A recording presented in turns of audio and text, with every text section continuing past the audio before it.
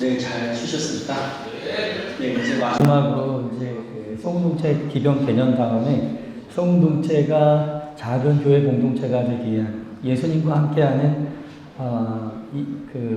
하느님 백성 또 예수님의 뜻에 따라 움직이는 교회가 되게 하는 영성으로서의 복음 나누기 7단계에 대해서 설명을 드렸는데요. 이제는 그런 소공동체를 이루기 위한 우리 사제들과 신자들의 어떤 리더십에 대해서 이렇게 말씀드리려고 합니다. 이 소공동체의 리더십은 안내자 리더십, 가이딩 리더십이라고 하는데 이 한마디로 요약됩니다. 우선 이 교재는 리더십의 여러 유형을 이렇게 비교합니다. 첫 번째가 권위적 리더십. 이제 권위적 리더십이 나쁘다는 게 아니라 이제 권위가 있는 거예요. 정말 카리스마가 있고 권위가 있는 거예요. 그리고 민주적 리더십, 얼마나 좋은 말입니까? 민주적이다. 근데 우리는 항상 이 권위적이거나 민주적 두 가지만 생각하거든요. 여기도 장점이 있고 단점이 있고 여기도 장점이 있고 단점이 있습니다. 최근의 시대는 권위적 리더십, 어떤 카리스마 있는 사람의 리더보다는 민주적 리더십으로 이동되는 경향이에요. 근데 많은 경우에 단지 권위적 리더십과 민주적 리더십 이 두 가지만 가지고 이렇게 리더십에 대해서 이야기하는 것 같아요. 근데 교회의 리더십은 그 소공동체, 꼭 소공동체뿐만 아니라 교회의 리더십은 바로 안내자 리더십이라는 새로운 방식입니다. 그러니까 아마 어쩌면 그 시노달리타스라는 어려운 말을 결국 주교회에서 사용하도록 결정하게 된 데에도 이 권위적 리더십과 민주적 리더십만의 충돌 때문이었을 가능성이 있습니다. 그러니까 우리가 항상 머릿속에 권위적이거나 민주적이거나 이 두 가지만 생각하는 것 같아요. 근데 소공동체 리더십은 권위적 리더십도 아니고 민주적인 리더십도 아닙니다. 이것은 바로 안내자 리더십인데요. 권위적이든 민주적이든 어떤 한 사람이든 아니면 대중이든 그들이 리더가 되려고 하는 것은 어떤 한 사람이 리더가 되거나 아니면 다수가 리더가 될 때 리더가 못 되는 분이 있습니다. 바로 주님이에요. 목자이신 주님이 리더가 못 돼요. 어떤 한 사람이나 다수가 리더가 되려고 하기 때문에요. 그래서 이제 시중에 나가보면은 이렇게 리더십과 관련된 다양한 책들이 나와 있습니다. 심지어 그 책 이름이 종교적인 책도 있어요. 예수의 리더십, 아니면 삼위일체 리더십. 근데 그런 책들을 봐도 어떻게 하면 내가 많은 사람들 가운데 내가 리더가 되고 많은 사람들에게 영향력을 미치는 리더가 될 것인가에 대해서 고민한 책들이에요. 근데 교회는 세상과 역행합니다. 교회의 리더십은 하나예요. 안내자 리더십인데 그건 뭐냐면 그 누구도 리더가 되지 않으려는 리더십입니다. 역설적이죠. 주님이 리더가 되어야 하기 때문에 그 누구도 리더가 되지 않으려는 거예요. 바로 세례자 요한처럼 보라 하느님의 어린 양이시다. 자기의 제자들을 예수님께 보내는 그 안내하는 리더십, 그 가이딩 리더십, 그게 필요합니다. 그래서 나를 따라라가 아니라 주님의 뜻으로 안내하는 리더십. 주님의 뜻을 함께 찾아봅시다. 이게 바로 안내자 리더십입니다. 그래서 이제 소공동체 촉진팀에게 늘 얘기할 때 그럼 어떻게 하면 안내자 리더십이 될 수 있습니까? 라고 하면은 항상 머릿속에 무엇인가를 결정할 때 주님의 뜻일까? 아니면 이게 복음적일까? 왜냐하면 복음서의 가르침이 예수님의 뜻이니까요. 이게 복음적일까를 항상 고민해야 된다는 거예요. 이게 복음적일까? 아니면 이게 주님의 뜻일까? 그리고 이제 신부님들 같은 경우에도 이제 안내자 리더십 같은 경우에는 신자들이 신부님 어떻게 하면 될까요? 라고 물었을 때 나도 별로 생각 안 해봤는데 자꾸 물어보니까 저도 사실 선교사목위원회에 있으면서 너무 자꾸 저한테 물어봐요. 직장 수녀님도 물어보고 직원도 물어보고 그러면 나도 그거 잘 모르는데 근데 뭐라고 물어보면 그냥 이렇게 하면 되잖아. 이렇게 해보세요. 라고 말한 다음에 곧바로 이제 직원이 그렇게 하면 이렇게 되는데요. 라고 말을 하면 약간 자존심 상해요. 그럼 알아서 하지 뭘 또 물어봤어. 그렇게. 아니면 이렇게 해보세요 라고 했는데 그렇게 안 하려고 하면 나도 그냥 순간적으로 선택해서 내 주장을 얘기한 건데 괜히 내 자존심이 걸려서 싸우기 시작해요. 뭐 수련님하고 직원하고. 내가 심사숙고한 것도 아닌데 그렇게 잘 알면 알아서 하지. 그래서 나중에 저도 안내자 리더십 배우고 경험이 쌓이면서 이제 수련이나 직원이 신부님 이거 어떻게 할까요? 물어보면 어떻게 하고 싶은데요? 이렇게 먼저 물어보게 되더라고요. 어떻게 할 생각인데요?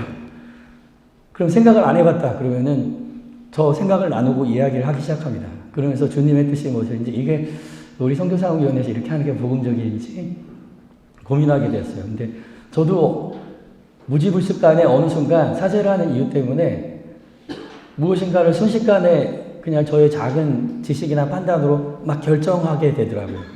근데 그때마다 항상 안내자 리더십, 주님께서 원하시는 것은 무엇일까? 그것은 일단 복음에 나와 있고 교회 문헌에 나와 있고.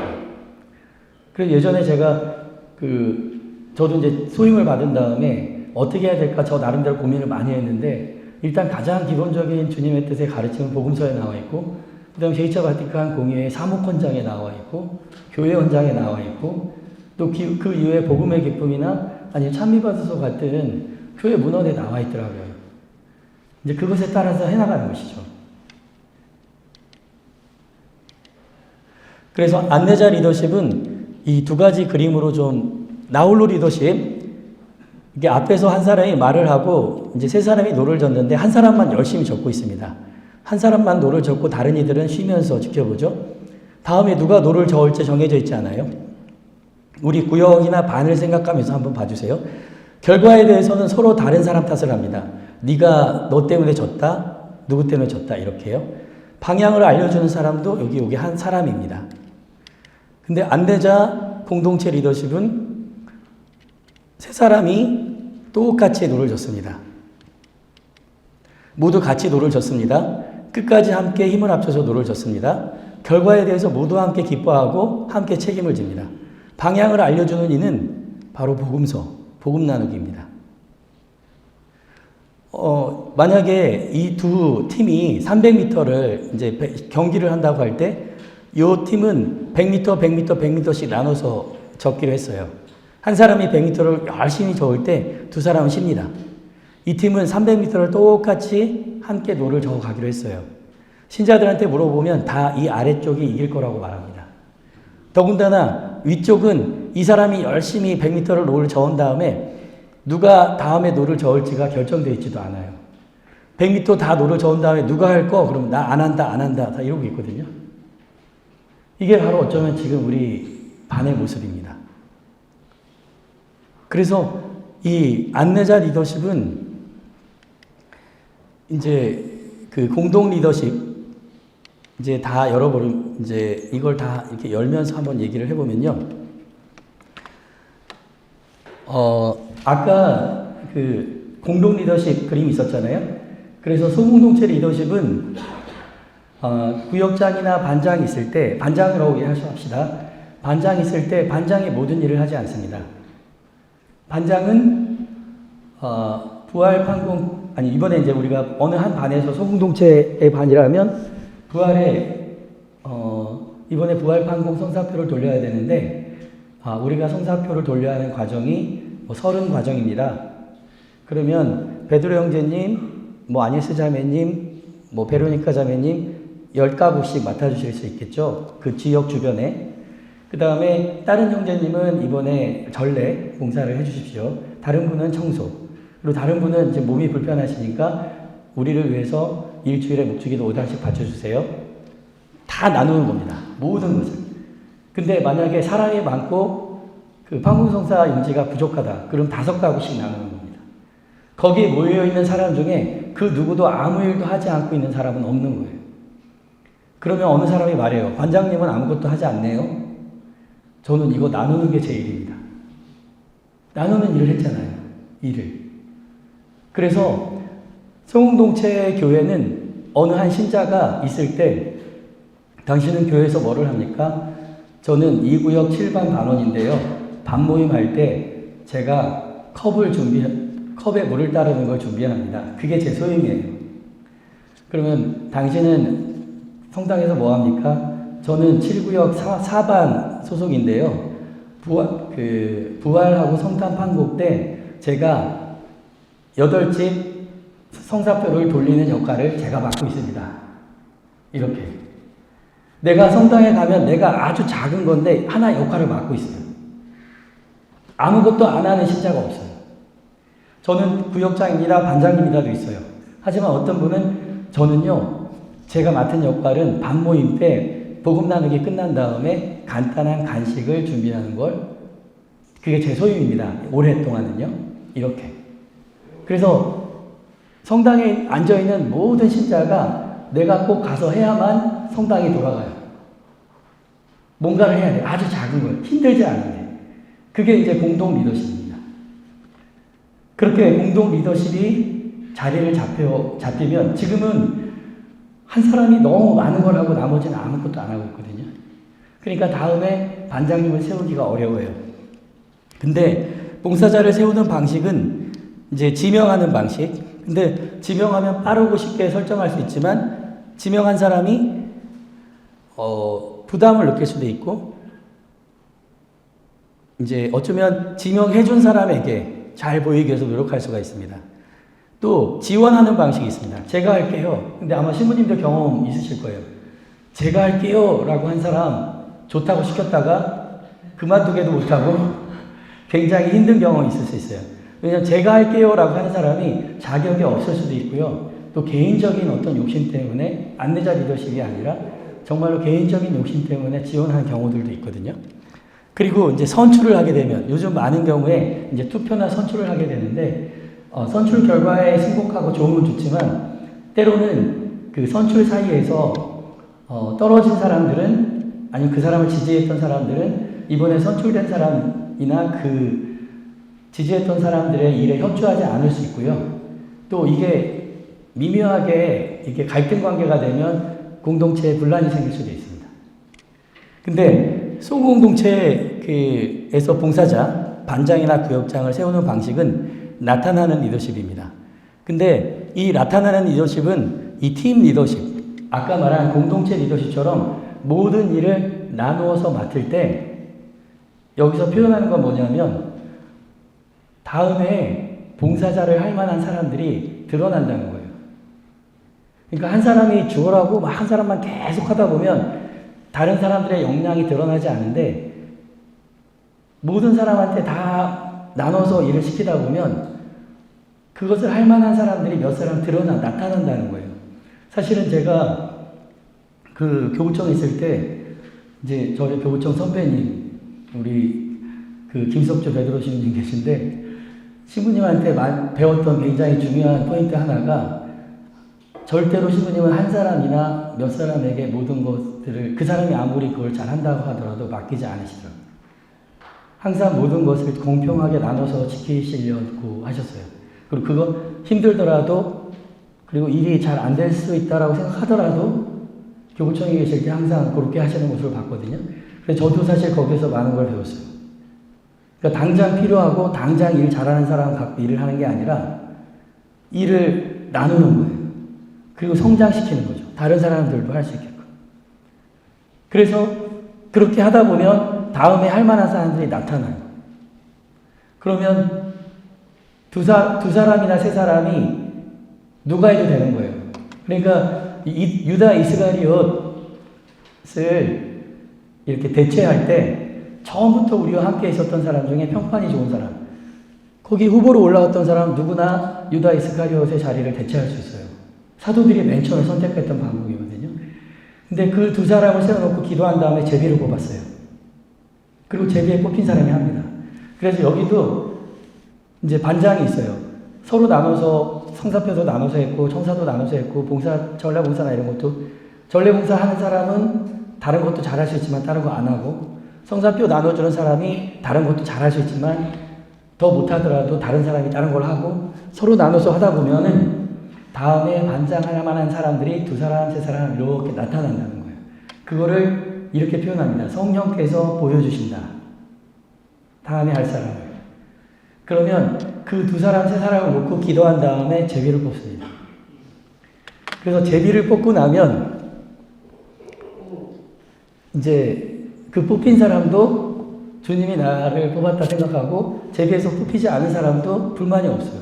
사실 우리 신부님들께서 평협회장님, 총회장님을 선정하기 위해서 저희가 그런 말을 하거든요. 삼고초려를 해야 된다. 삼고초려. 3번 가서 부탁해야 된다. 이런 말을 하거든요. 사실 저도 이제 그 모슬포 했을 때 그런 경험이 있어요. 이게 모슬포라는 동네가 작기 때문에 형 동생 관계가 있어서 이분이 평협회장 한 다음에 중간에 이 형제님을 건너뛰고 다른 사람이 평협회장을 하면 안 돼요. 이분이 약간 동네에서 약간 바보가 되는 거예요. 그러니까 이분한테 부탁을 해야 돼요. 근데 이분한테 이렇게 부탁을 하면 안 한다고 해요. 아니, 정중하게 부탁을 했는데 안 한다고 하면, 뭐 어쩔 수 없습니다. 그럼 네, 알겠습니다. 그리고 다른 사람 알아보잖아요? 그럼 신부님이 자기를 안 시켰다고 말해요. 분명히 자기가 안 하겠다고 했는데. 서운해요. 그래서 참 저도 그게 신기했어요. 분명히 당신이 안 하겠다고 했는데 왜 다른 데 가서는 신부님이 안 시켰다고 하나. 근데 생각을 해보니까 그 신자들이 만약에 평협회장 같은 자리를 이렇게 부탁을 할 때 내가 그러면은 안 되는 거예요. 그러니까 이 신자들은 어떤 생각을 갖고 있냐면 나는 끝까지 안 한다고 하신데 우리 지임 신부님이 몇 번을 말해보면 어쩔 수 없이 하게 됐다. 이렇게 말하고 싶어요. 그러니까 신부님들이 어쩔 수 없이 그냥 마음을 죽이면서 가면서 부탁을 하게 되는 그런 상황들이 이렇게 벌어지거든요. 그래서 그만큼 이 봉사자를 세우는 게 쉬운 일이 아닙니다. 근데 충분히 할 수 있는 사람들이 있을 때 누가 해도 괜찮은 사람들이에요. 공동 리더십을 통해서. 그 다음에 이제 봉사자를 이제 기도하고 제비를 뽑아서 봉사자를 세우죠. 그래서 이제 족질팀 같은 경우가 방문해서 하는 것 중에 하나가 어느 반이나 이제 여기서 반장을 못 뽑고 있다. 그러면 이 사람들이 가서 우선 공동체 리더십에 대해서 잘 설명을 하고 이제 그런 준비를 갖춰서 반장을 뽑는 일도 도와주게끔 돼 있습니다. 거기 봉사자를 세우는 일들도. 네. 그래서 그렇게 되면은 또 뭐가 쉬워지냐면 봉사자 응경축이라는 말이 나오더라고요. 이 책에도. 그냥 한 사람이 모든 걸 다 하는 시기 되면 다른 사람들은 일을 배울 기회가 없어졌고 또 이 사람에게 굉장히 의존하게 되기 때문에 이 사람이 일을 잘하게 되면 거기에 맞춰서 다른 사람이 일을 하려고 하는 사람이 나타나지 않아서 맨날 이 사람은 그만두겠다라고 하지만 다른 사람이 대체자가 없게 돼요. 그래서 결국에는 봉사자가 구역장이나 반장님이 응경축을 맞이한다는 거예요. 근데 이 안내자 리더십과 공동 리더십이 잘 갖춰지면 바로 2년, 3년 수년제 리더십이 쉽게 됩니다. 왜냐하면 내가 반장이 된다고 해서 모든 일을 하는 게 아니라는 걸 알게 되고 모든 사람들이 나눠서 도와주고 내가 반장이었을 때나 그냥 반원이었을 때나 크게 일하는 역할만 바뀔 뿐이지 일의 부담이 줄어들죠. 그리고 선정하는 방법도 충분히 지금 직장이나 여러 가지 여건이나 자녀 교육이나 여건이나 이런 걸 봤을 때 충분히 할 수 있는 사람들 중에서 기도하고 뽑았기 때문에요. 그래서 소공동체 리더십은 이 한마디로 정의됩니다. 아무도 리더가 되지 않고 어떻게 하면 주님이 우리의 리더가 되느냐. 안내자 리더십 한마디로 정의되고요. 안내자 리더십, 공동 리더십, 나타나는 리더십, 순환 리더십이 쭉 나오는데 이게 따로따로 있는 게 아니라 안내자 리더십을 구현하기 위해서 공동 리더십, 나타나는 리더십, 순환 리더십이 되는 것입니다. 그래서 소공동체 리더십은 딱 하나, 가이딩 리더십이라는 게 있고 공동 리더십, 나타나는 리더십, 순환 리더십이 있다. 이렇게 이제 말씀드릴 수 있겠습니다. 그리고 이게 이제 교회의 방식이라는 것이고 또 저는 이 리더십 이 교육을 받으면서 이제까지 제가 태국에서 소공동체 이 교육을 받기 전에 처음에 가이딩 리더십이라는 개념에 대해서 듣기 전에는 저 역시도 제 머릿속에는 권위적 리더십과 민주적 리더십 두 개밖에 없었어요.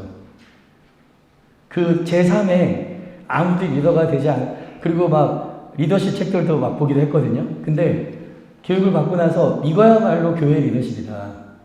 교회 리더는 한 분이잖아요. 예수 그리스도. 그러니까 오직 우리의 교회는 교종인서부터 뭐 주교님, 우리 신부님, 아니면 우리 평신도 봉사자들까지 다 가장 뛰어난 리더십은 자기가 봉사하는 단체에서 어떻게 하면 주님이 리더가 되게끔 하느냐가 정말 중요하다. 이거야말로 세상에 없는 리더십이고 오로지 교회 리더십이다라는 생각을 하게 되었습니다. 그래서 새로운 방식으로 존재하는 교회 안의 리더십에는 이 책자에 보면은 교구 차원, 지구 차원, 본당 차원으로 이렇게 나와요.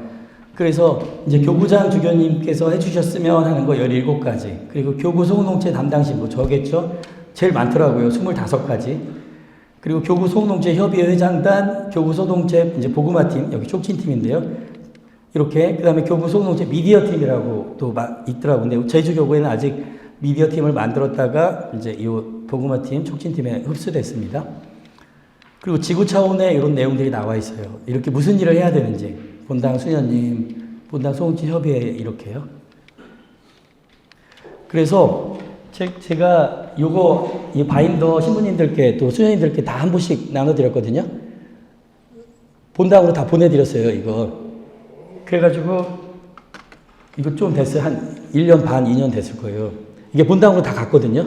제가 지금 오늘 강의한 내용에 대한 교재입니다. 촉진팀 교재가 다 본당으로 갔는데, 거기에 새로운 방식으로 존재하는 리더십 부분을 보시면, 본당 주임 신부하고 보좌 신부가 무슨 역할을 하는지, 본당 수도자가 무슨 역할을 하는지, 본당 소공동체 협의회에서 무슨 역할을 하는지, 본당 소공동체 촉진팀에서 무슨 역할을 하는지, 각 그 구성원이 소공동체를 유지하기 위해서 무슨 역할을 해야 되는지가 상세하게 나와 있습니다. 그래서 이것을 참조하시면 이제 좋겠습니다. 그래서 금시초문이다 그러시면 다시 한번 말씀해 주시면 다시 보내드리거나, 네, 그렇게 하겠습니다. 네? 네네. 그 다음에 이제, 우리가 여호와의 증인이나 신천지 같은 데 보면 방문을 하잖아요. 근데 우리 천주교는 약간 이제 그런 선교 방식을 이렇게 탐탁지 않게 생각하기 때문에 레지오 단원들이 주로 방문하고 이렇게 하는데, 당연히 이제 작은 교회 공동체를 이루기 위해서는 거기에 있는 신자들이 지역의 주민들을 방문하게 돼 있습니다. 그리고 방문하는 걸 가르치거든요. 근데 그때 예수님의 시각으로 상옥방문 바라보기, 그러면서 계속 반복하는 게 좋은 목자와 사꾼을 비교를 합니다. 그래서 상옥방문의 이제 여기를 파스토랄 비짓이라고 해요. 그러니까 주교님께서 우리 본당을 방문하는 것을 상옥방문이라고 하는데, 소공동체에서 신자들이 이제 각 가정을 방문하는 것도 상옥방문이라고 표현하더라고요. 근데 이것은 이제 주교님께서 하시는 것은 어떻게 보면 교회법적인 이제 상옥방문이고, 여기서 하는 것은 말 그대로 꼬라 아니마로 영혼을 돌보기 위한 방문들이겠죠. 그래서 상옥방문을 준비하고 상옥방문 카드 예시들도 나와 있습니다. 근데 여기서 중요한 게, 가서 이 사람을 냉담자를 회도시킨다거나, 아니면 가서 이 사람을 교회로 세례받게 하기 위한 방문이 아니라, 이제 그러면 여기서 말하는 것은 죄송하지만 보험 설계사랑 다를 바가 없다는 거예요. 내가 어떤 실적을 위해서 방문하게 되면 사건처럼 목적을 가지고 방문하는 거예요. 근데 원래 소공동체에서의 냉담자나 아니면 다른 사람들을 방문할 때는 예수님의 마음으로 그 사람들에게 필요한 거, 그 사람들이 원하는 것이 무엇인지를 알고 그 사람들한테 예수님의 사랑을 전하기 위해서 방문. 그 사람들이 세례를 받든 아니면 냉담을 회개하든 그게 아니라 그냥 방문해서 예수님의 사랑을 전하고 관심을 표명하고, 그 사람이 불교 신자면 더 열심히 잘 충실하게, 또 그 사람이 어려움이 있으면 도와주고, 그런 방문을 하도록 가르치고, 방문 결과를 준비해서 마친 다음에 카드를 하고 기획하는 것이죠. 이럴 수 있어요. 예전에 이제 방문했어요. 근데 신자가 아니고 불교 신자세요. 근데 많이 어렵고 뭐 불교에 다니시는 건 아니지만 뭐 천주교 나와라 이런 말 한마디 하지 않고 필요한 뭐 도우실, 저희가 뭐 혼자 지내시는데 도와드릴 거 없으세요? 그러니까 괜찮습니다. 네 알겠습니다 하고서 이제 그분하고 헤어졌어요. 근데 이제 갔다 와서 상호 방문 카드를 이렇게 적었겠죠. 그런 다음에 나중에 길에서 마주치면 이웃이 되잖아요. 근데 한 두 달, 세 달 이후에 마주쳤는데 그분한테 이름을 불러드리면서 아, 누구씨 안녕하세요 라고 이렇게 말해주는 거. 그러니까 지역에 사는 사람들과 이웃으로 그가 개신교 신자든 불교 신자든 그 사람들과 관계 맺으면서 우리 신자들이 천주교 신자로서 이렇게 살아가는 거. 이제 그것에 대해서 말을 합니다. 그러니까 그 교종님께서도 이게 선교는 강요가 아니라 매력이라고 말씀하셨죠. 그러니까 매력적인 사람들이 되는 거예요. 그 동네에서. 그 다음에 이제 신자들이 직접 이제 구체적이고 스마트 방식이라고 하는데요. 측정 가능하고 달성 가능하고 사실적이고 한 사람이 실행하는 게 아니라 공동으로 실행할 수 있는 계획을 설정하는 방법들을 가르칩니다. 왜냐하면 아까 말씀하신 것처럼 그 반이 정말로 그냥 허황된 거, 내년도 사업계획, 우리 지역의 복음화 이렇게 쓰는 게 아니라 구체적으로 내년에 몇몇 가정, 무슨 방문, 그 다음에 누구에 대해서는 뭐 이렇게, 그 다음에 어느 뭐 천연성체 하는 어느 가정 지원, 이렇게 구체적으로. 그 다음에 그것을 한 다음에 당연히 구체적인 계획이면 측정이 가능하겠죠. 그리고 달성 가능한 거, 막 너무 허황된 게 아니라, 그리고 사실적인 계획, 그 다음에 그걸 개인이 하는 계획이 아니라 모두가 나눠서 하는 계획을 세우는 방법들을 가르치고, 그래서 반에서 모여서 정말로 내년도에 우리 반의 그 선교나 복음화 계획을 세울 수 있도록 그렇게 하는 것입니다. 그리고 여기서 평가는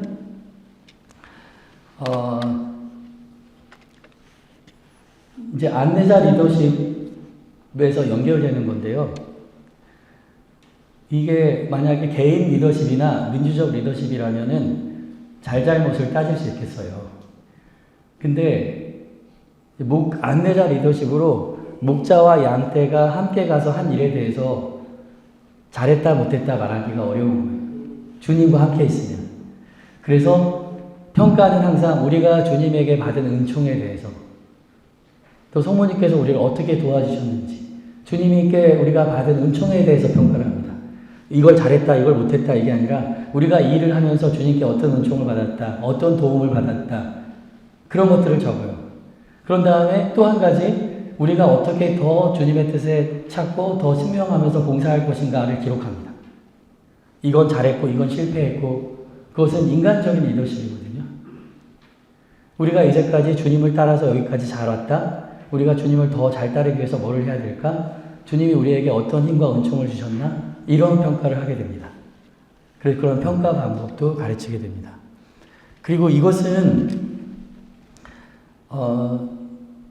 이 교회의 구조를 그 누구도 소외되지 않고 짙은 관계성 속에서 말씀에서 주님을 만나고 성체성사에서 주님과 일치를 이루는 이 교회를 위해서 나가는 여정은 그 사크라다 파밀리아 성당 같은 거 짓는데도 뭐 몇백 년 걸리잖아요. 마찬가지로 살아있는 돌들로 이 성전을 짓는 거 오랜 세월이 걸리고 막 허물어집니다.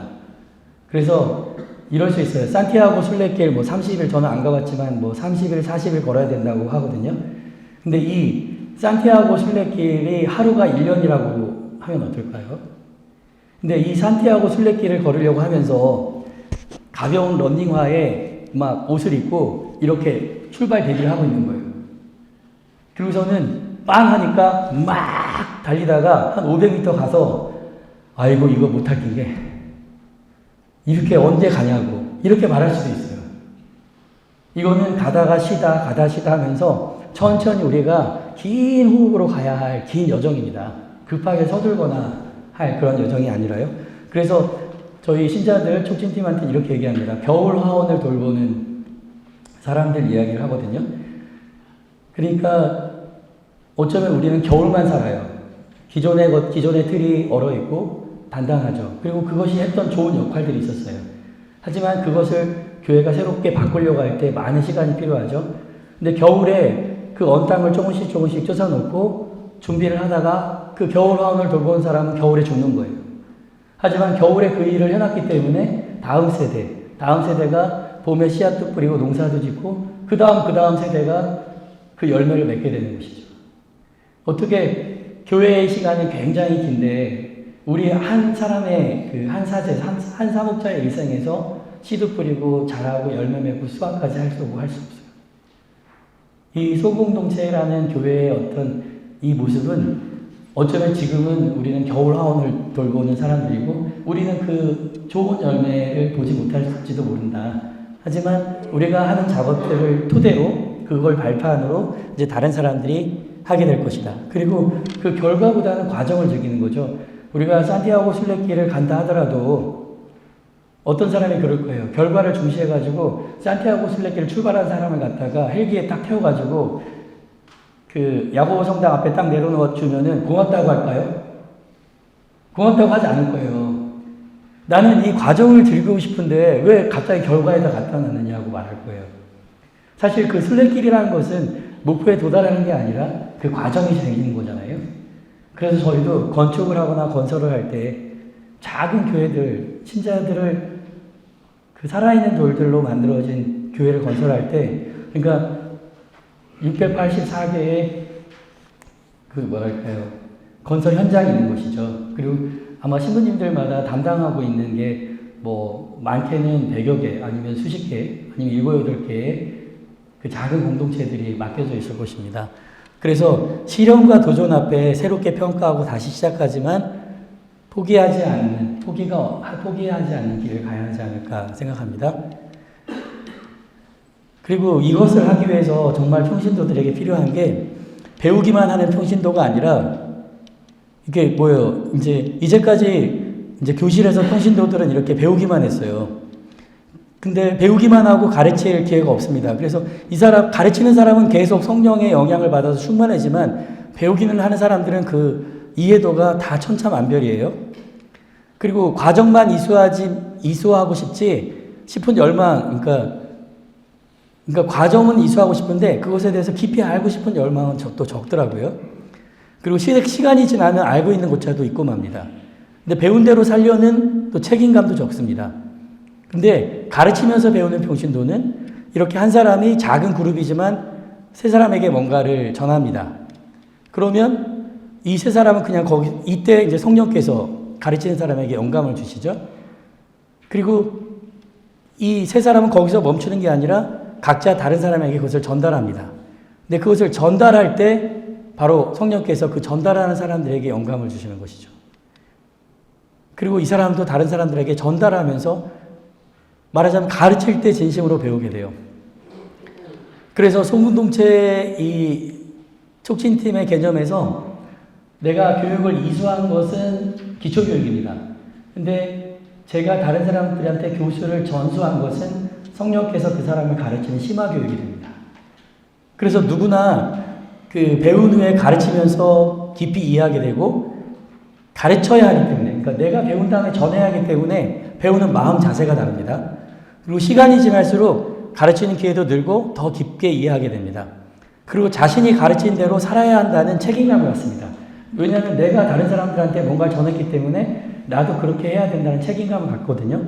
우리 천주교 신자들이 세례받고 뭐 견증교를 받은 다음에 평생 신앙생활을 하면서 다른 사람들한테 복음을 전하거나 뭔가를 가르치거나 전할 수 있는 기회가 없거든요. 그럼 성장하지 못합니다. 바로 세례받은 사람도 견증을 받은 다음에는 많은 사람들에게 가서 교리를 전하고 복음을 나누고 전할 수 있는 기회가 있어야만 신자들이 성장할 수 있다고 생각해요.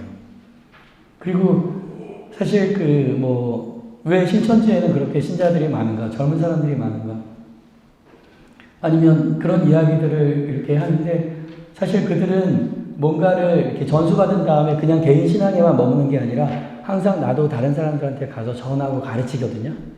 근데 이것은 그들만의 방식이 아니라 원래 우리 그 사도행전에서 보면 바로 우리 초대교회의 모습 아니었습니까?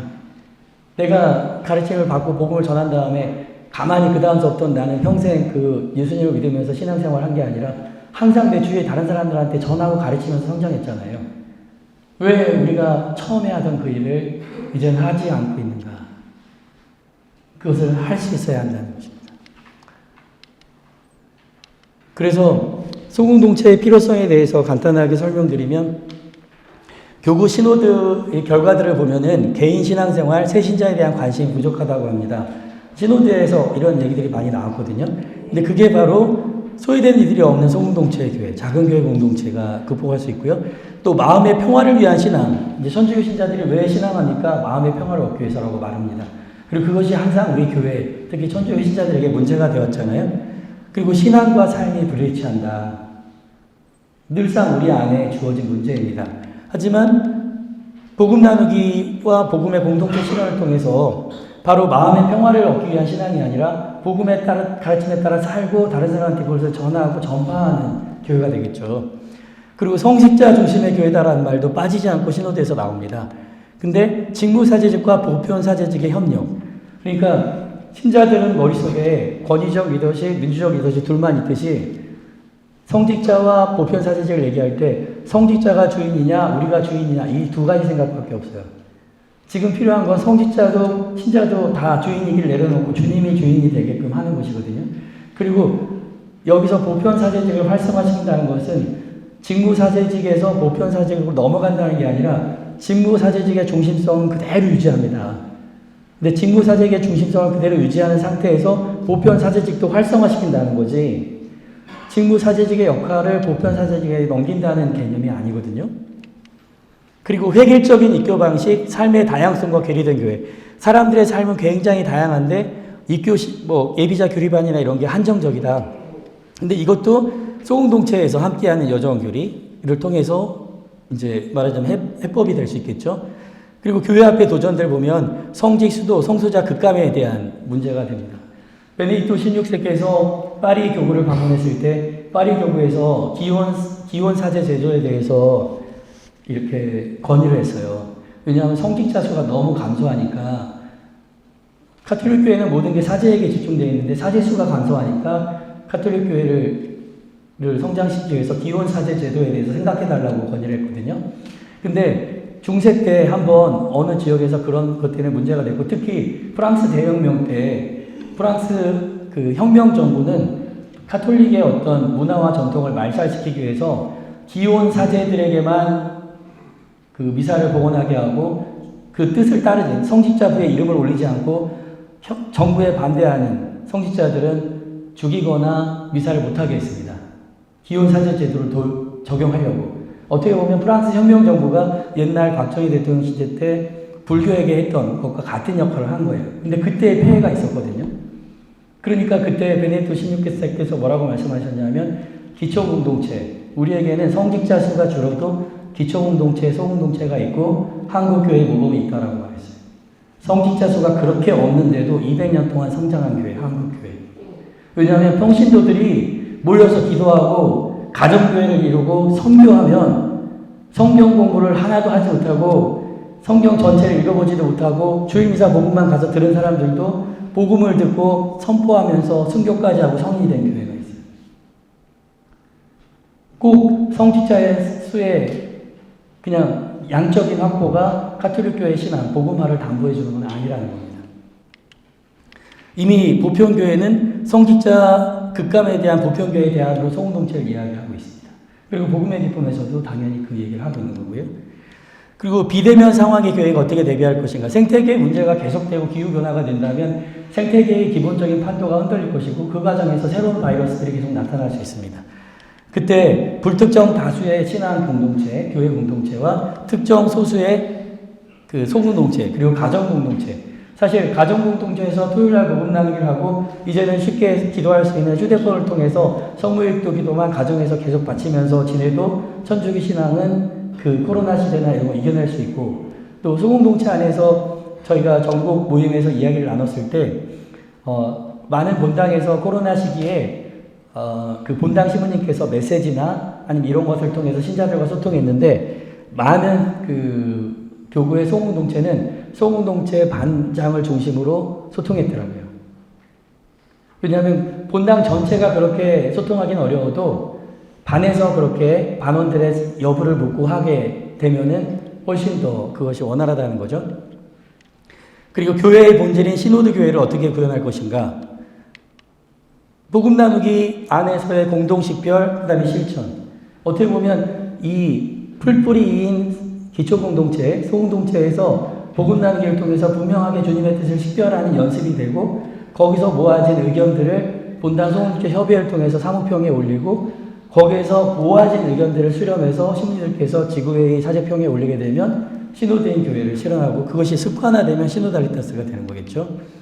그 다음에 왜 유사 종교의 젊은이들이 모이는가? 또래 사목, 청년 성서, 그리스도는 살아계십니다 에서 힌트를 얻습니다.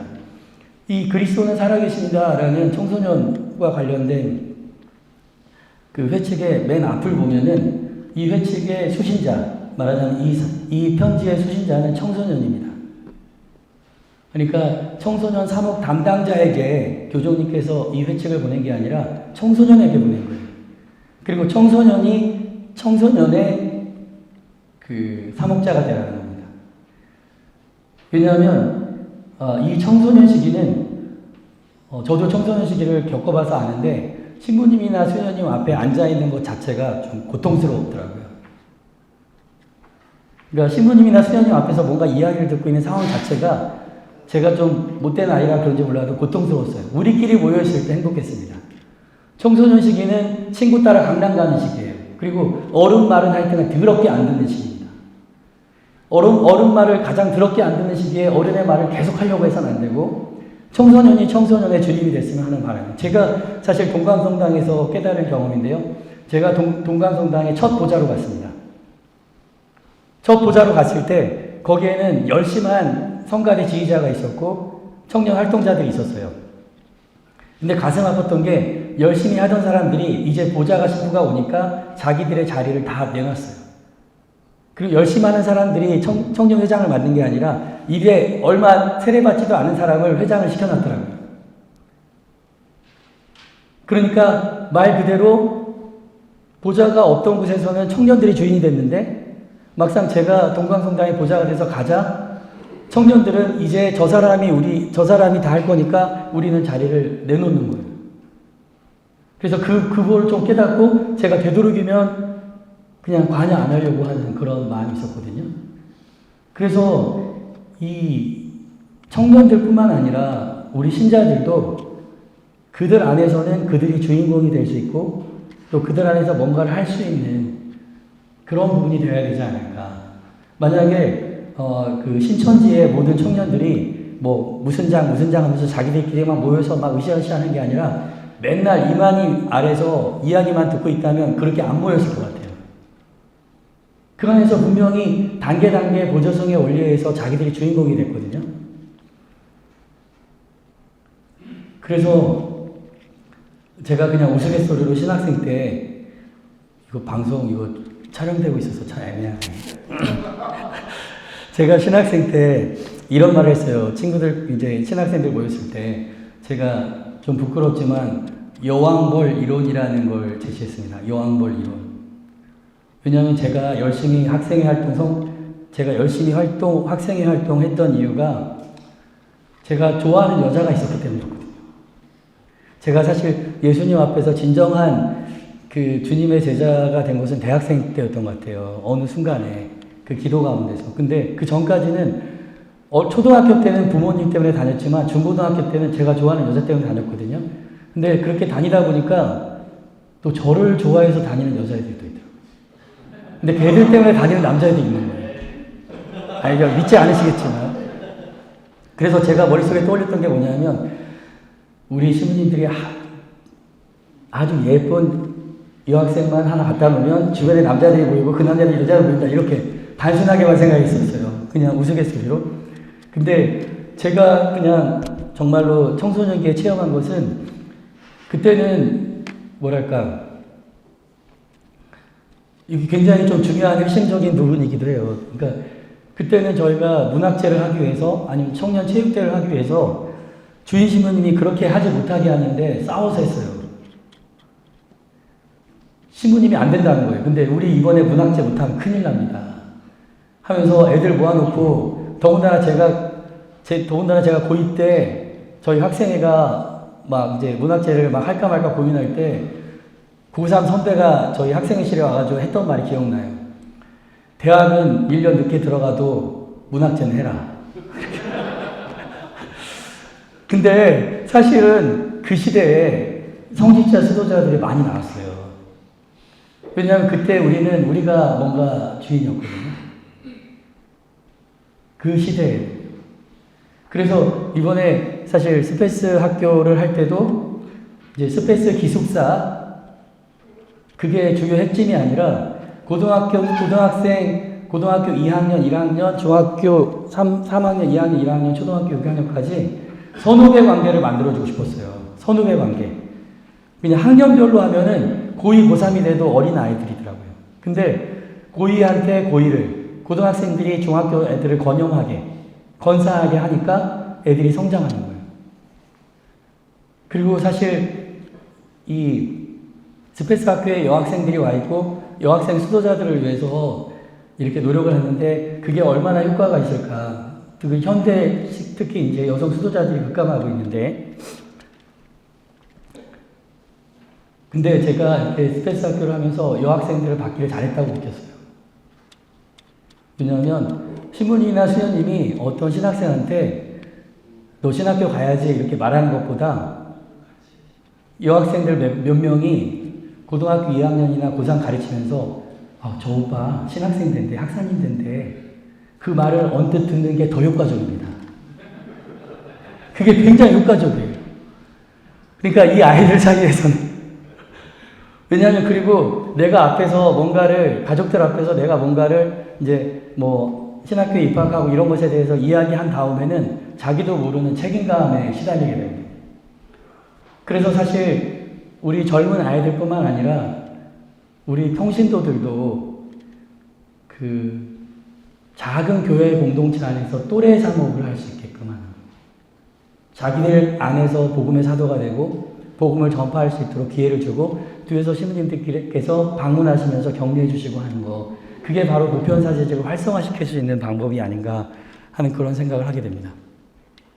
마지막으로 이제 복음의 기쁨 1항을 이렇게 나누면서 이제 나눔은 마치려고 하는데요. 복음의 기쁨 1항을 들었을 때 저는 굉장히 가슴이 뛰었습니다. 복음의 기쁨은 예수님을 만나는 모든 이의 마음과 삶을 가득 채워줍니다. 그러니까 복음의 기쁨은요, 복음 자체가 기쁜 소식이잖아요. 예수님을 만나는 모든 이입니다. 예수님을 만나야 됩니다. 예수님을 만나지 않고 어떻게 기뻐요? 성체 성사 안에서 그리고 말씀 안에서 예수님을 만나는 이에게 그 레티치아가 그 기쁨이 솟구친다는 거예요. 예수님께서 주시는 구원을 받아들이는 사람들은 죄와 슬픔, 내적 공허와 외로움에서 벗어나게 됩니다. 곧 예수님과 함께하는 그 모임 안에서 신자들은 비로소 내적 공허 그리고 죄와 슬픔에서 외로움에서 벗어날 수 있다는 거예요. 예수님을 만나야 합니다. 그리고 예수 그리스도와 함께 있는 기쁨이 끊임없이 새로 생겨납니다. 그러니까 우리가 예수님과 함께 있다는 그 현존 의식 안에서 비로소 기쁨이 끊임없이 생겨납니다. 이 권고를 통하여 저는 그리스도인들이 다른 것도 아니고 이 바로 복음의 기쁨으로 두드러진 새로운 복음화 단계로 들어서도록 격려하면서 앞으로 뭐 1, 2년이 아니라 여러 해 동안 교회가 걸어갈 세계를 제시하고자 합니다. 이렇게 말했거든요. 여기서 가장 중요한 것은 신자들이 예수님과 만나는 것이고 예수님의 체험 안에서 기뻐지는 것이고 이 기쁨으로 두드러진 새로운 복음화의 길을 가겠다는 거예요. 사실 저희 주교님께서 이제 주교 선포를 받으시고 막 비가 오는 그때 처음으로 이렇게 말씀하신 게 저도 아직 마음속에 남아있어요. 왜냐하면 제가 사목을 담당하기 때문이기도 하지만 바로 제주의 복음화였어요. 그러니까 제주가 기쁜 소식으로 가득 차는 그리고 그것은 성령께서 주교님을 통해서 말씀하신다는 느낌을 받았습니다. 그리고 그 단순하게 이 제주의 복음화, 이 한반도의 복음화를 교회사의 긴 맥락으로 봤을 때 지금 북한을 생각해도 또 중국을 생각해도 또 일본을 생각해도 예수님께서 앞으로 세계사의 중심이 될 이 극동아시아 강대국들, 새로운 강대국들이 모여있는 이 극동아시아 이 지역을 복음화할 때 어느 나라, 어느 사람들을 통해서 하실까 생각해봤어요. 중국 사람을 통해서, 북한 사람을 통해서, 일본 사람들을 통해서 못 하실 것 같아요. 나중에 북한이 어떻게 돼도 결국 우리 한국에 있는 사람들이 가야 될 것이고, 결국 중국의 정세가 어떻게 돼도 중국의 선교를 정말로 열심히 해야 될 게 바로 우리 한국교회고, 일본 선교도 마찬가지다. 그러기 위해서는 우리 한반도, 특히 한국교회가 새로운 이 복음의 기쁨으로 두드러진 새로운 복음화의 단계로 나아가는 게 주님의 뜻이 아닐까. 예전에 그 복음의 기쁨으로 가득 찬 그 아일랜드나 그 먼 교회에서 정말 힘들고 어려운 때 우리 제주도 한국에 와서 복음의 씨앗을 뿌렸듯이 저희가 그 씨앗을 잘 성장시켜서 결국은 한국교회 차원이 아니라 어떤 그 우리 주변의 그 복음화, 뭐 주님께서 그냥 북한이나 아니면 뭐 중국이나 일본은 복음화할 계획이 없으신 건 아닐 거 아니에요? 근데 계획을 갖고 있다면 분명히 우리를 통해서 뭔가 하실 것 같은데 그런 아주 작은 이제 준비가 되지 않을까 그런 생각도 사실 이 소음동체를 하면서 교회의 어떤 쇄신 개혁 운동을 하면서 느끼게 됐습니다. 네, 이상으로 그런 발표를 마치도록 하겠습니다. 감사합니다.